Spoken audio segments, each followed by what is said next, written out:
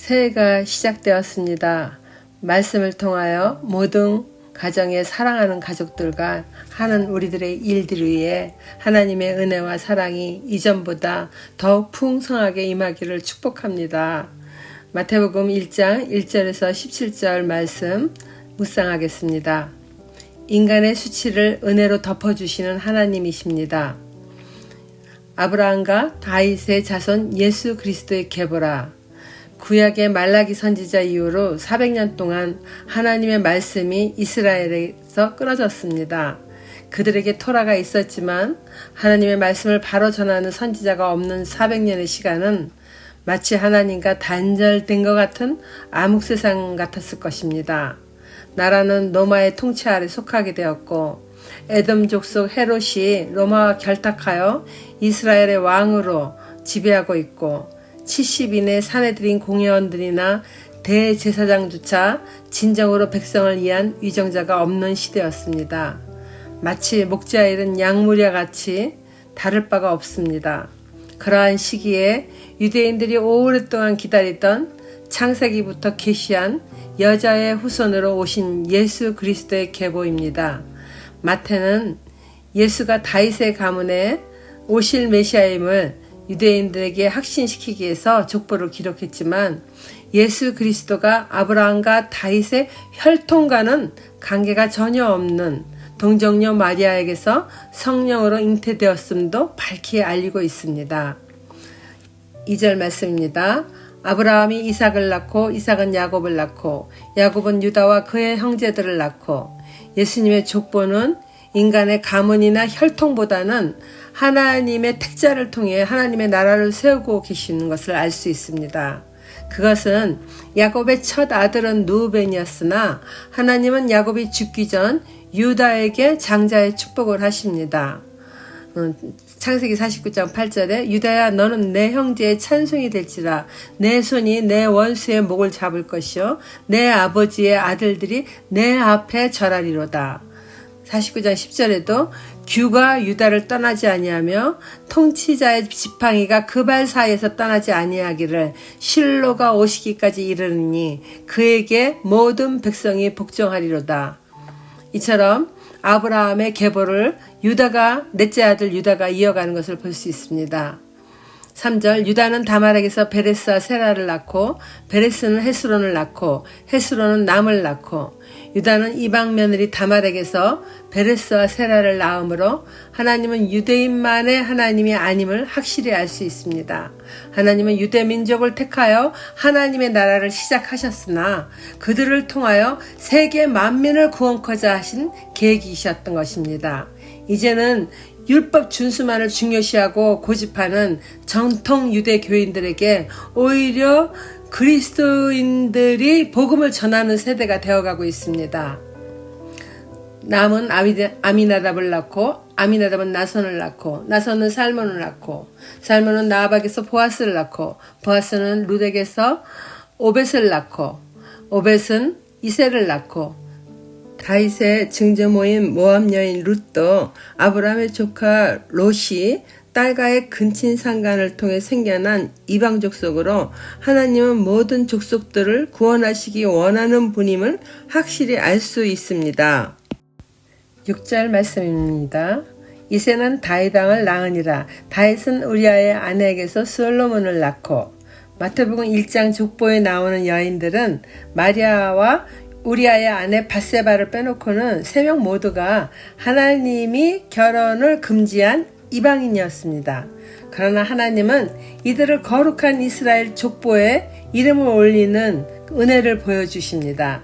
적용 질문입니다. 하나님과 사람 앞에 부끄러운 내 모습이 은혜로 빛나게 된 간증이 있으십니까? 하나님은 택한 자의 불순종 행위를 징계하심으로 바른 길로 인도하십니다.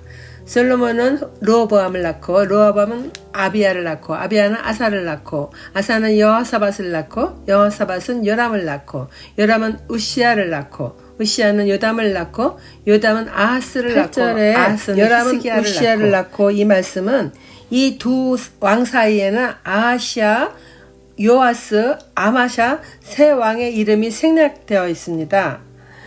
마태는 족보를 14대에 맞추어서 이렇게 기록하였는데 그 이유에 대해서는 여러 가지 신학적 내용이 있지만은 그 중에서 많이 신뢰받는 말씀은 다윗의 이름의 숫자가 14라는 것입니다.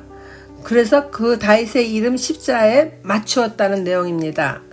즉 히브리어 알파벳은 모음이 없이 자음만 22개인데 알파벳마다 그에 해당되는 숫자가 있습니다. 다윗의 이름 그 자음 3개가 알파벳 그 숫자를 합해보면은 14가 되는 것입니다.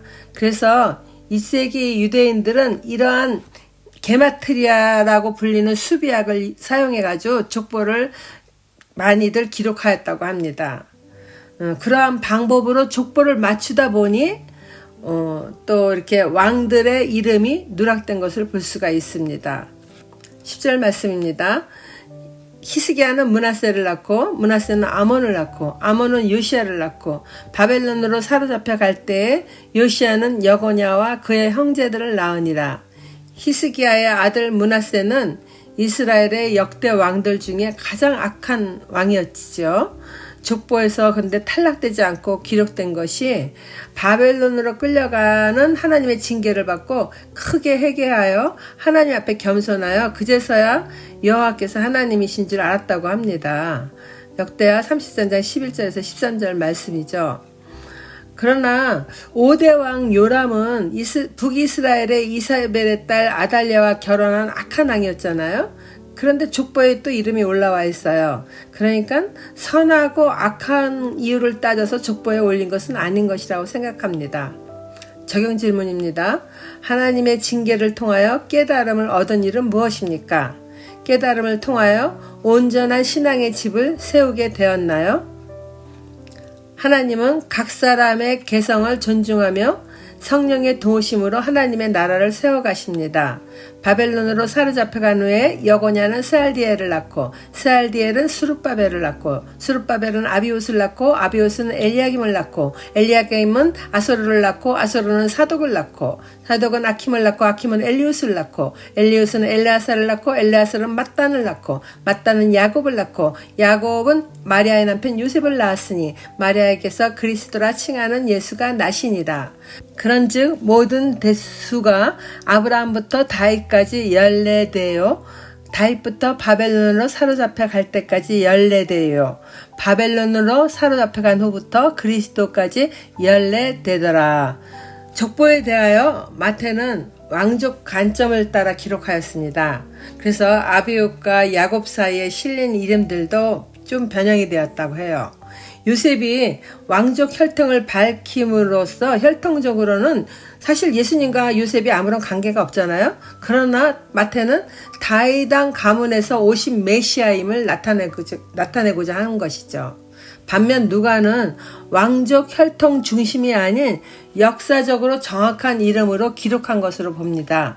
그것은 마태는 요셉의 아버지가 야곱이라고 기록하였으나 누가는 예수의 아버지 요셉을 헬리의 아들이라고 그렇게 보고 있습니다.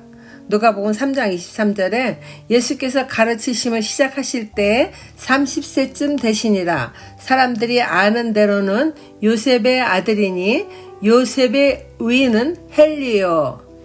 이러한 것은 mat단에게 아들이 야곱과 헬리가 있었는데 야곱의 죽음으로 혈통을 잇기 위해서 동생 헬리가 형수를 취하여 요셉을 낳았을 것이라는 계드 결혼 문화의 영향이었을 거라고 추측들 합니다. 무엇보다도 마태나 누가가 이러한 내용을 서로 의논하고 합일화시켜서 그렇게 똑같이 쓴 것이 아니라 각자의 관점으로 기록함으로 후대 사람인 우리들이 성경을 이렇게 학대시켜서 볼 수 있는 은혜가 있습니다. 적용 질문입니다. 하나님은 성경 저자의 개인적 성향을 무시하지 않고 성령의 인도하심 아래 정확한 기록을 남길 수 있게 하셨습니다. 거짓이나 가식이 없이 겸손함으로 정직한 말과 행동을 하는 신앙인이십니까?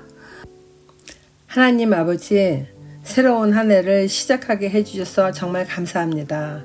새해에는 이전보다 더 성숙한 신앙인이 될 수 있기를 바랍니다. 정결한 마음으로 온전히 성령의 인도하심만 따라 살게 해주세요. 말씀 묵상을 통해서 그리스도와 날마다 동행하는 삶을 살기를 원합니다. 예수님 이름으로 기도드립니다. 아멘.